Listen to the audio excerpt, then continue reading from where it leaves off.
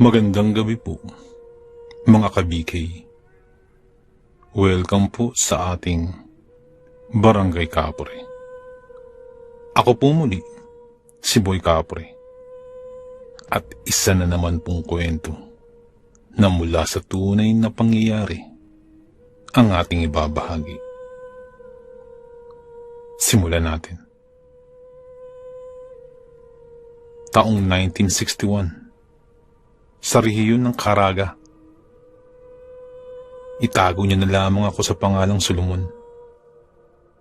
Hindi pa naman sapat ang katandaan ko ngayon para makalimutan ang karanasang minsan nang pumatay sa akin. Nasa edad 11 ako noong mga panahon yun. Lumaking sakitin at mahina ang pangangatawan kahit ano pang kain ko ng masusustansyang pagkain. Noong panahon ding yun, ay mabibilang pa sa daliri ang mga bahay na nakikita, partikular sa sityo kung saan kami nakatira. Kadalasan kasi, mga puno ang kapitbahay dahil nasa gitna kami ng kagubatan ng Mindanao. Sa estado ng paligid at kondisyon ko, walang gabi na hindi nababahala ang lahat para sa akin. Mapupuno pa ng samot-saring halamang pangontra ang silong ng aming bahay para hindi makalapit ang mga tinatawag na maninilong. Mga kasi hindi lang isa ang maninilong ang magtatanggap kuhanin ng aking buhay. Madami sila. Lagpas sa 5. Aatake sila sa kahit na anong oras basta't kalat na ang kadiliman ng gabi. Siguro napapatanong kayo kung ano ang maninilong. Isa itong uri ng aswang na may nakakatakot na itsura. Walang buhok sa ulo. Malalaki ang mga mata. At sobrang itim. Mahabang-mahaba ang dilang ginagamit sa pagpatay ng biktima. Hindi rin magpapatalo sa kahabaan ang mga kuko nito sa kamay at paa. Maihahambing din sa gagamba kung papaano ito kumilos. Pagapang. Kadalasan nilang binibiktima yung mga taong may sakit, sakitin, at yung malapit ng mamatay. Masyado silang delikado dahil sa oras na makasilong sila, mamamalayan mo na lang na may patay na sa inyo. Masyado talagang mapanganib, lalo na't ang kubo ang aming bahay. May silong na pwedeng pasukin ng maninilong. Isa pa, mahirap malaman kung may nakasilong na maninilong dahil sa paraan ng atake nitong napakatahimik. Sa dinami-rami rin ng halamang panguntrang itinambak ni nanay sa silong ng bahay, walang ni isang umubra. Nakakaatake pa rin ang maninilong at napapaalis lang kung may maglalakas loob na kumalaban sa mga ito. Wala talagang matutulog sa gabing ito. Mahirap na. Kabilugan pa naman ang buwan. Mga salitang eksaktong nabanggit ni tatay nung gabing sabay-sabay na sumalakay ang 3 maninilong. Sa bahay namin, 5 kaming lahat. Si nanay, si tatay, at ang 2 kapatid kong nakatatanda sa akin. Papalubog pa lang ang araw, magsisimula na sa pagro-rosaryo si nanay. Taimtim na hihingi ng proteksyon sa amang may likha. Sina tatay naman at ang 2 kong kapatid ay maghahanda na ng mga posibleng ipanlaban kung sakasakali. Magsisilabasan na ang iba't ibang uri ng patilim mula sa kutsilyo hanggang sa sibat. Pagkatapos, magmimistula silang tanod na magbabantay sa labas. Nakakahiya na rin kina nanay dahil pabigat ako ng pabigat. Mabibilang lang ang gabing nasa tamang oras ang kanilang pagtulog. Pati ang pagluluto ng mga kakanin ay napagpaliban na rin. Ganun din sa mga trabaho ng dalawa kong kapatid. Lumipas ng lumipas ang oras. At nararamdaman kong sumama ang aking pakiramdam. Pasado 1:00 na nun ng gabi. Kakapasok lang ni na tatay at napahiga agad sila sa pagod. Hindi nagtagal, nakatulog na rin. Si nanay naman ay nakaidlip na sa kakadasal habang nakasandal sa altar. Panay na ang pagbuka ko ng hangin. Humahapdi na rin ang likuran ko na para bang may sugat. Nakahiga ako nun.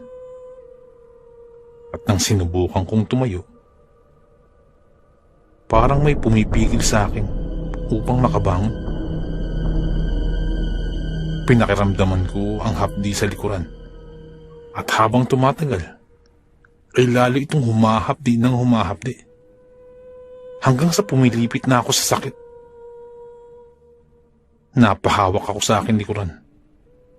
At ganun na lamang ang pagsigaw ko nang makitang napuno ng dugo ang aking kamay. Napukaw nito ang aking atensyon. Pero mukhang napasa ilalim kami ng isang mahika.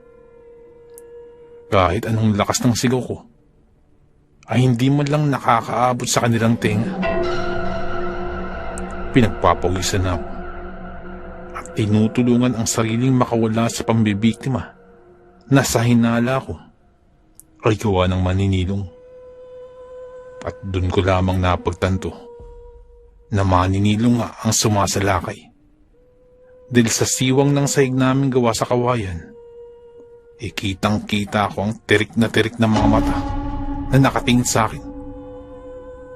Ang maninilong inasa ilalim ng silong, habang nakalabas ang dilang nakakonekta na sa aking likuran.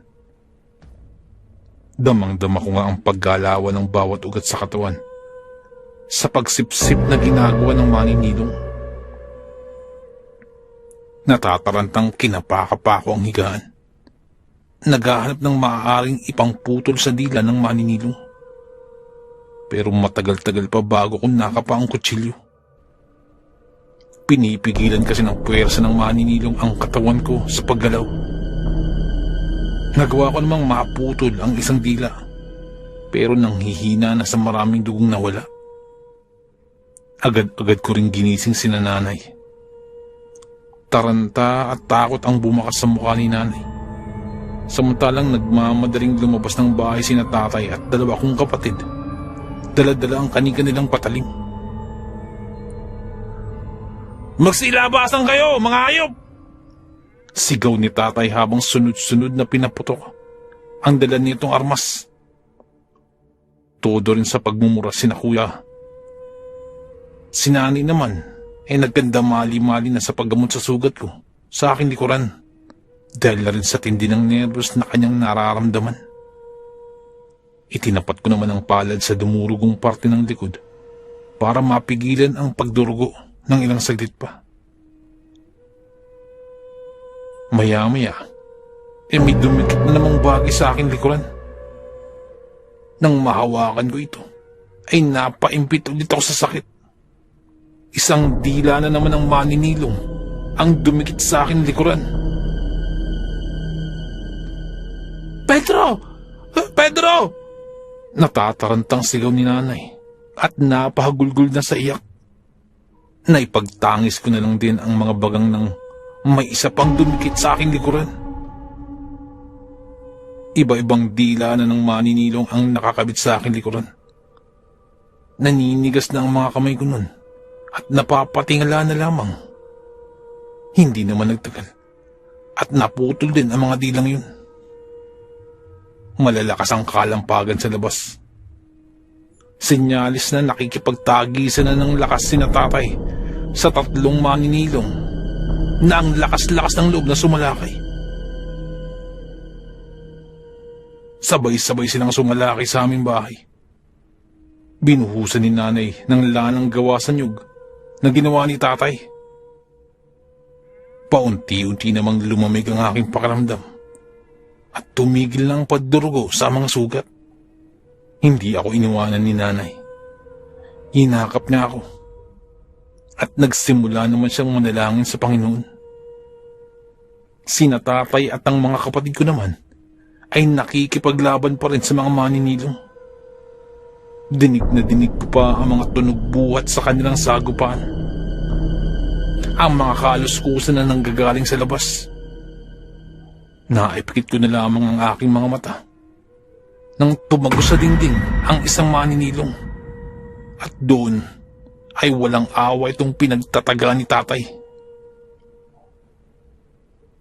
Ang dalawang maninilong ay nakatakas. Ngunit ang isang ito ay wala yatang balak na lumisan. Pero sa awa ng kaitaasan ay naipanalo naman ni na tatay ang laban. Nang mapatay nila ang maninilong, inantay namin na magbalik ito sa anyo niyang tao para makilala namin. Subalit bigo kami sa parting yun. Nakalipas na ang ilang araw, pero hindi pa rin bumabalik sa anyong tao ang aswang. Binalot na lang ito nila tatay, saka isinilid sa sako at pinagtulungang ilibing sa gitna ng kagubatan. Lumipas ang gabing yun na akala namin ay panghuling sagupaan sa mga maninilong. Ngunit pagsapit ng gabi ay muling may sumalakay sa aming bahay. 6:00 pa lamang ng gabi nun ay may umaaligid na maninilong nang hindi namin namamalayan. Nakaramdam ako ng kakaiba sa mga oras na yun. Pero isinawalang bahala ko muna kasi nakaupo naman ako at kumakain ng hapunan. Si nanay naman ay nasa banggerahan, naguhugas ng plato. Sina tatay at 2 kong kapatid ay nasa may pintuan habang nag-uusap. Nang 7:00 pasado na, ay nag-aya na si nanay na matulog. Naging kampante kami sa pag-aakalang wala nang sasalakay buhat sa nangyari kagabi. May napatay na sa kanilang lahi. At sa isip-isip namin, ay matatakot sila. Pero isa lang pala yung pagkakamali. Dahil sa oras na nasa mahimbing na pagtulog na ang lahat, maliban sa akin, nasa tamang pwesto na pala ang maninilong. Naghihintay na lang ng hudyat para umatake. Hindi pa kasi ako humiga. Nagpalakad-lakad pa ako. Nadala na kasi ako sa nangyari kagabi at takot ng mahiga at isa na rin yung senyalis ng kaligtasan ko. Habang palakad-lakad ako, napapansin ko may gumagalaw sa silong. Hindi pa kasi nakapatay ang gasera sa lubnan. At sa parte ng sahig na walang banig, dun ko napansin na may gumagalaw. Salamat sa siwang sa pagitan ng kawayang sahig. Kinutuban na ako, kaya ipinagpatuloy ko ang paglalakad. Pero sinubayan ko naman ng pagmamasid. Lakad ako ng lakad. Galaw naman ang galaw ang bagay na nasa silong. Sumusunod sa kung saan direksyon ako tutungo. Sa panghuling lakad ko, dumiretso ako sa gawi kung saan nakalagay ang mga plato at baso. Tinabi ko ang lahat ng yun at nang mahulog, ay nagsibangunan si nanay. May maninilong. Sigaw ko na agad. Na agad namang nirespondihan ni na tatay. Bit-bit ang mga patalim sa magkabilang kamay. Kanya-kanyang labasin na tatay at hinahanap ang maninilong na tinutukoy ko. Ang aswang naman ay nakatunganga lang at inaantay ang pagdating ni na tatay. Siguro ay bagong miyembro pa lamang yun ng lahing maninilong. At hindi man lamang ito tumakas o nanlaban man lamang. Para lang siyang batong nanigas sa kinilalagyan nito habang pinagtulungan ni na tatay. Katulad nung nakarang gabi, nakapatay na naman ng isang uri ng aswang si na tatay. Agad-agad din nila itong nilibing, katabi sa kung saan nakalibing yung unang aswang. Sa pagdating na naman ng gabi, matapos ang panibagong araw, may mahigit 3 maninilong pa ang umaaligid sa bahay. Pero hindi na sila nakalapit dahil matapos ang pangalawang pagkakataon na nakapatay si tatay, nilagyan na nila ng dingding ang silong na inabnuhan ng maraming asin. Sinabuyan din ng lana ni tatay ang lahat ng dingding sa bahay, maging sa labas at sa loob, at pati nang sa sahig. Sa mga sumunod na mga gabi, wala nang maninilong na nagparamdam hanggang sa tuluyan ng naging tahimik ang aming buhay. Yun nga lamang, kahit na hindi na nagagambala ng kampon ng kasamaan sa amin, nabahira na ng takot ang aming buhay. Sa karanasan kong iyon, ay kamuntikan na akong mamatay. Maging gayon naman na maraming taon na ang nakalipas magmula nun, nararamdaman ko pa rin ang kaparehong takot. Ganun pa man, isa na rin yung palatandaan na huwag magpakampante sa buhay. Kahit na ano pa ang estado mo, malalapitan ka pa rin ng ganitong uri ng kampon ng kadiliman.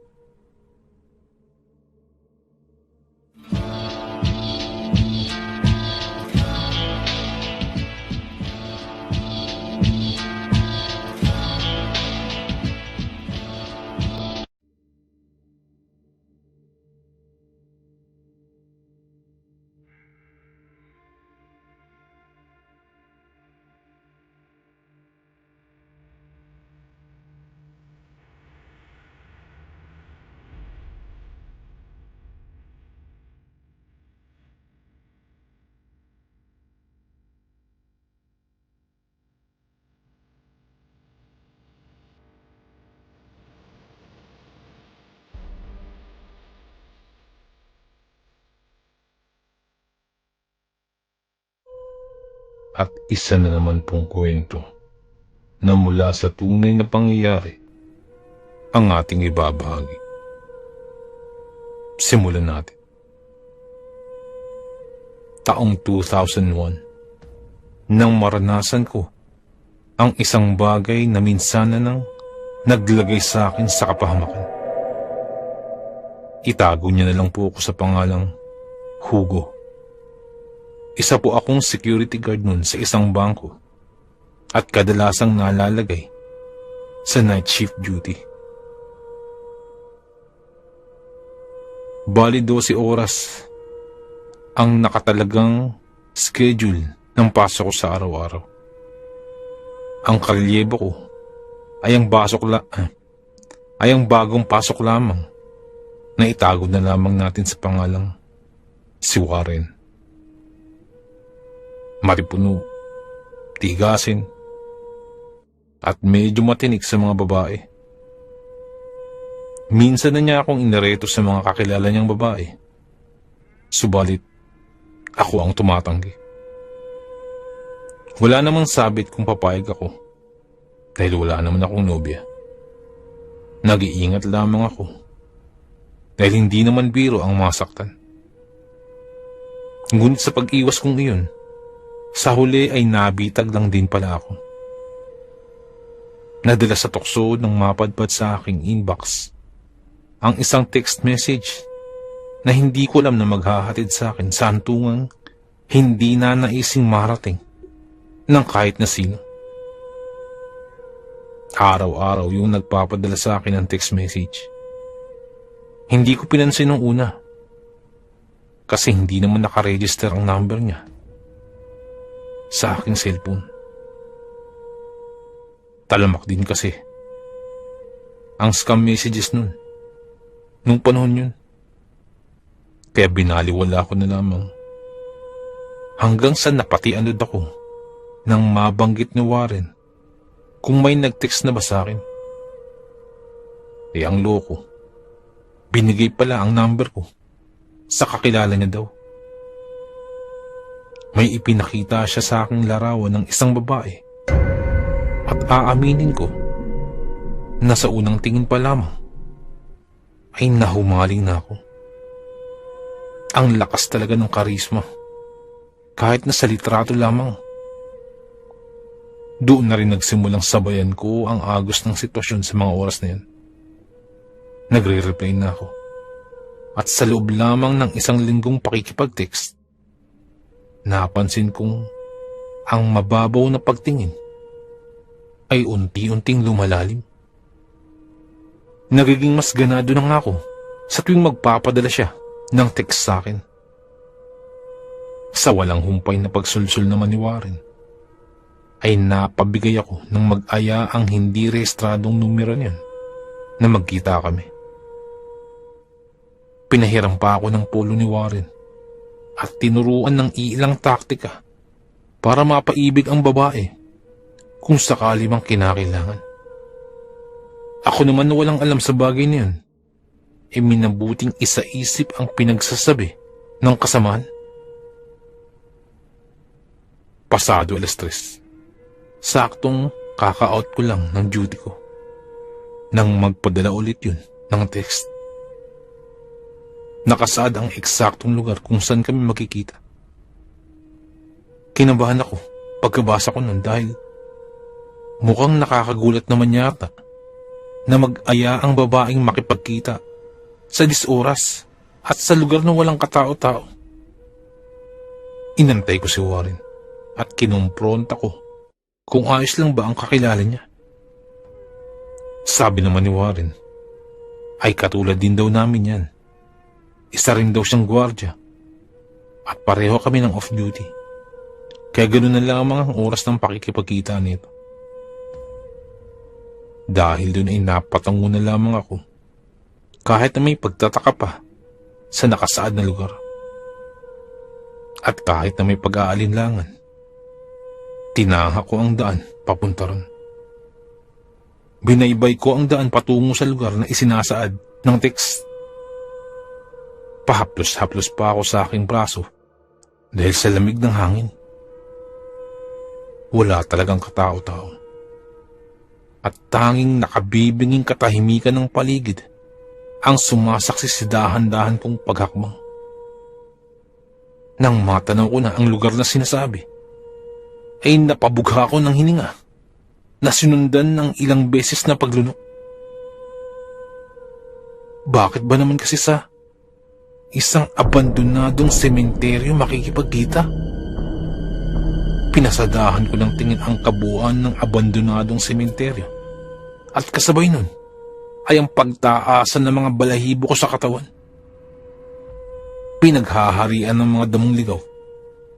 May mga matataas na puno, mga insekto, at hindi nalalayong maging mga multo o ano pang mga elementong maaaring maghatid ng takot sa kung sino mang mapangahas na papasok o kahit man lang lalapit sa bukana ng abandonadong sementeryong iyon.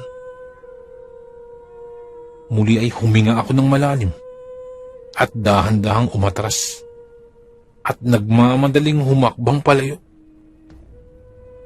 Hindi pa ako nakalayo nang tumunog ang hawak-hawak kong cellphone. Bungad ka agad ng text na kung bakit daw ako aalis gayong hindi pa kami nagkita ng harapan. Napalinga ako sa paligid, ngunit wala naman akong nakitang tao o maski anino man lamang. Kinutuban na rin ako ng masama dahil baka ano na ang pinasok ko sa mga oras na yun. Muling nagpadala ng text ang numero na yun na nagsasabing kung tatayo lang daw ba ako o papasok sa abandonadong sementeryo para magkaharap na kami. Sa pangalawang pagkakataon, niligid ko ang tingin ko sa paligid at wala talaga akong makitang tao. At sa tudong pagkabog ng aking dibdib, hindi na ako nag-atawil pang magtatakbo paalis. Tumunog pa ng tumunog ang aking cellphone, pero hindi ko na yun pinansin pa at binilisan ko na lamang ang aking mga paghakbang. Mabilis na lumipas ang oras at dumating kaagad ang gabi. Nasa harapan na ako ng binabantaang bangko at inaantay ang pagtapos ng shift. Nasa isipan ko na rin ang muling pagkumpronta kay Warren. Sa puntong yun, sigurado akong may masama siyang binabalak sa akin. Naisip ko rin na posibleng miyembro ng sindikato si Warren.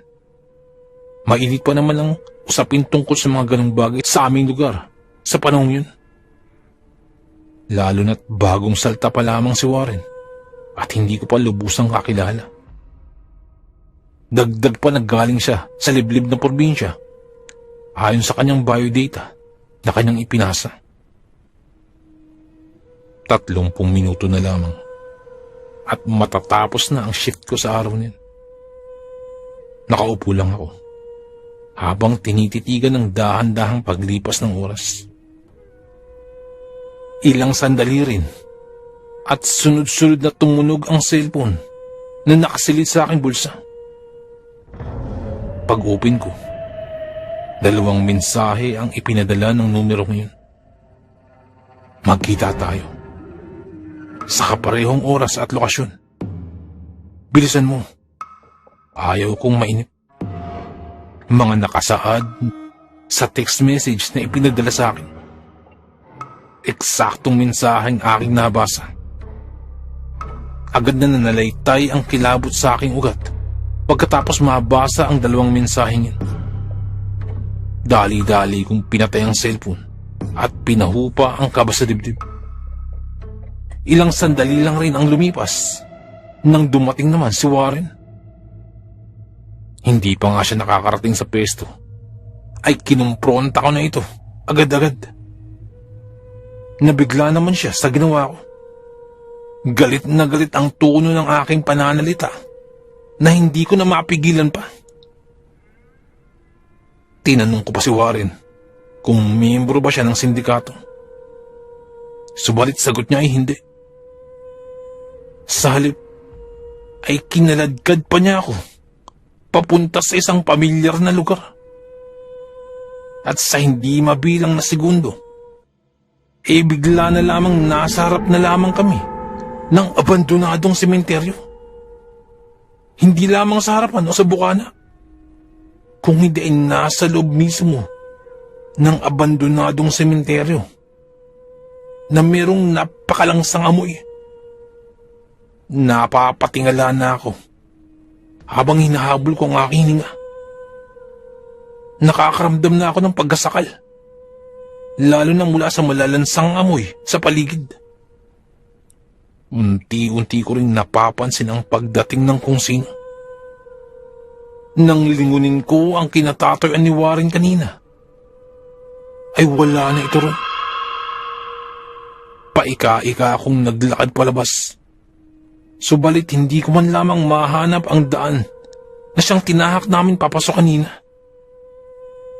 Ilang sandali pa at may bumunggo sa akin sa likuran. Sa lakas ng pagkabangga ay natumba ako at napasubsob sa nagtataasang damo. Pag-angat ko ng tingin, kaharap ko na ang tingin ng isang elementong kawangis ng isang tao.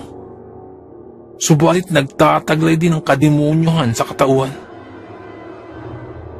Para siyang mabangis na hayop. At padila-dila pa habang nakatingin sa akin. Hindi ako nakakilos at napatitig lamang sa nilalang na yun. Nanunuyo na rin ang lalamunan ko sa kakalunok. Mula sa mukha ng halimaw niyon, nabaling ang atensyon ko sa pagtunog ng hawak-hawak na cellphone. Muling nagpadala ng mensahe ang parehong numero na nagsasaad ng, baka may huling biling ka pa para sa sarili mo bago ka tuluyang lamunin ng aking alaga. Pagkabasa ko nun ay hindi ko na maigalaw ang sarili at ilang sandali pang narinig ko na lamang ang boses ni Warren. Pasensya ka na pare. Naubusan kasi ng makakain itong alaga ko. Sakto namang medyo malaman-laman yung pangangatawan mo. Sabi niya na mababakas ang kasiyahan sa boses. Napatingala ako kay Warren na nakatungtong naman sa kapirasong bato. Pangisi-ngisi pa ito.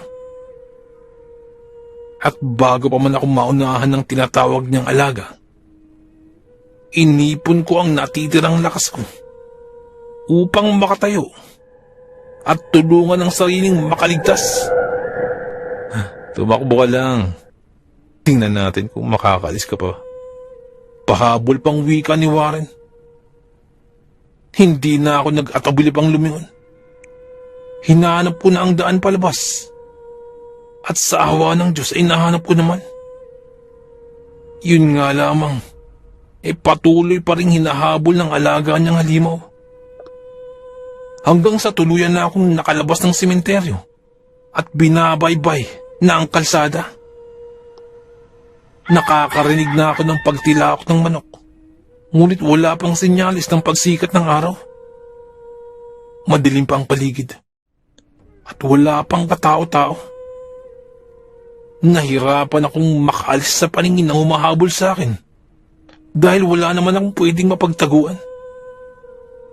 May mga bahay-bahay naman, pero wala pa rin mapagtataguan.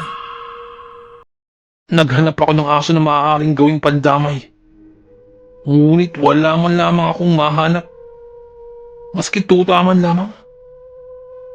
Sinubukan ko na rin ang magsisigaw, pero mukhang nasa malalim na pagtulog pa ang mundo sa mga sandaling yun. Nakahinga na lang ako nang hindi na makita ang halimaw na sumusunod. Pero ang numero na nasa aking cellphone ay patuloy pa rin sa pagpapadala ng text. Nakatakbo ka na ba talaga? Siguraduhin mo lang, dahil baka paglingon mo ay makakaharap mo na ang susundo sa'yo. Saad sa text message. Matapos ko yung mabasa, damang-dama ko ang mainit na hininga ng kung sino man sa akin likuran. Dahan-dahan akong lumingon.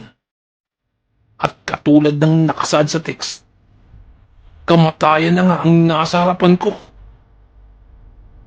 Ngunit kahit pa paano yung nakuha kong umatras ng akbang sasaklin na ako ng halimaw. Kung ka't nailagan ko yun. Ngunit sa pangalawang pagkakataon ng kanyang atake, inadaplisan ako sa pisngi at napasubsob sa simentadong daan. Impit akong napasigaw habang sinasabay ng paggapang. Hindi ko na magawa pang lumingon dahil ayoko nang makita pa ang pagmumukha ng nilalang na siyang papatay sa akin kung sakali man. Mas napaimpit pa ako nang maramdaman ang paghapdi ng likod ko na ginuhitan ng matutulis na kuko ng halimaw na yun. Napapaubo na ako ng dugo at nag-umpisang manlabo ang aking paningin. Naisandal ko na lamang ang noo sa matigas na daan nang hindi ko na makayanang gumalaw pa. Ipinikit ko na lamang ang mga mata sa sandaling yun at maluwag na tinanggap ang maaaring kahinatnan. Subalit, hindi yata payag ang nasa itaas na mapaaga ako sa pag-alis sa mundong ibabaw. Dahil isang humaharurot na jeep ang paparating sa direksyon ko na siyang nagpataranta sa nilalang na yun na dapat sana'y tatapos sa akin. Akala ko pa nga'y madadaganan ako ng jeep. Mabuti na lamang at nakapagpreno ito. Tinulungan ako ng driver at siya rin pala ay hinahabol ng isang kakaibang nilalang na mukhang halimaw. May nakaabang daw na nilalang sa may lumang sementeryo at hinahabol ang minamaneho niyang jeep. Sa kabutihang palad na lang talaga at naagapan ng mabutihing kapalaran ang buhay naming dalawa sa mga oras na yun. Kinabukasan, nang bumalik ako ng trabaho, nalaman ko na lamang na nagbitaw na si Warren at bumalik di umano sa probinsya kanyang pinanggalingan. May balak pa sana akong isiwalat ang tinatago niya, subalit hindi ko na nagawa Dahil baka pagtawanan lamang ako sa walang patunay na maipapakita. Pero, ang naging karanasan ko sa nagdaang gabi na yun, ang magsisilbing katibayan na may kakaibang nilalang na alaga ang dati kong katrabaho. Nilinlang pa niya ako sa pamamagitan ng pambabae. Nilinlang pa niya ako. Mabuti na lang talaga at panig sa akin ang swerte at hindi natuluyan sa pagkabitat.